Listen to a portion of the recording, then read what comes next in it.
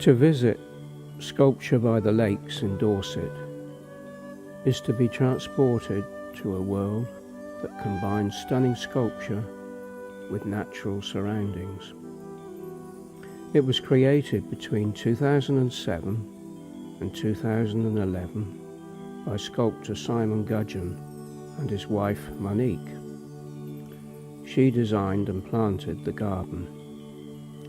The River Frome flows alongside the property, which lies just outside Pallington Village, and it's only a short way away from the birthplace of Thomas Hardy at Higher Bockhampton.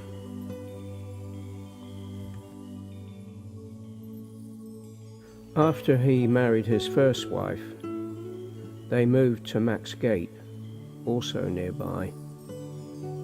He designed it and had it built. Although best known for his Wessex novels, Hardy wrote over 800 poems. Most were written at Max Gate after the death of his first wife. At first, their marriage was a happy one, but in later years they grew apart. Hardy subsequently regretted this, and this sadness is reflected in many of these poems. When workmen were digging the house's foundations, they found what Hardy called a druid stone. He had this placed in the garden. I went by the druid stone that broods in the garden white and lone, and I stopped and looked at the shifting shadows that at some moments fall thereon from the tree hard by with a rhythmic swing, and they shaped in my imagining to the shade that a well-known head and shoulders threw there when she was gardening.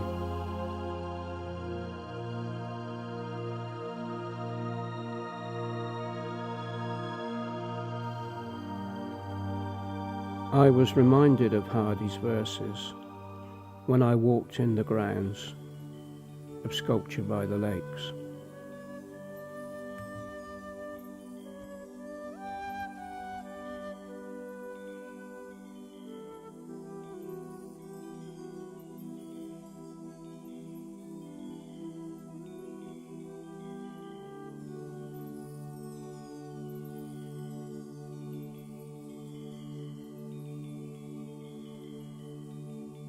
The smile on your mouth was the deadest thing, alive enough to have strength to die, and a grin of bitterness swept thereby, like an ominous bird on the wing.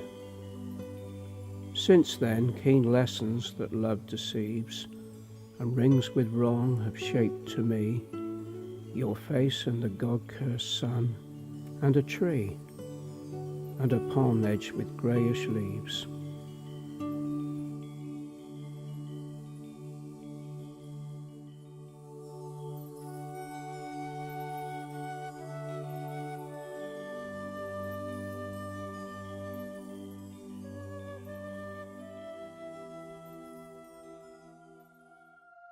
The voice.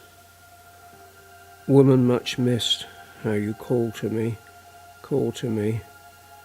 saying that now you are not as you were, when you had changed from the one who was all to me, but as at first when our day was fair. Can it be you that I hear? Let me view you then, standing as when I drew near to the town, where you would wait for me. Yes, as I knew you then, even to the original air blue gown. Or is it only the breeze in its listlessness, travelling across the wet mead to me here, you being ever dissolved to one listlessness, heard no more again, far or near. Thus I, faltering forward, leaves around me falling, wind oozing thin through the thorn from Norwood, and the woman calling.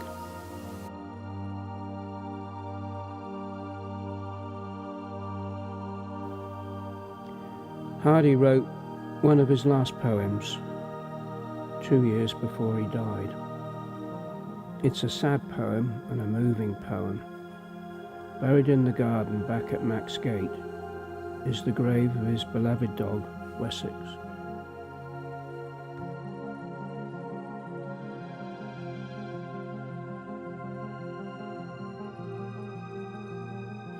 Do you look for me at times, wistful ones? Do you look for me at times, strained and still?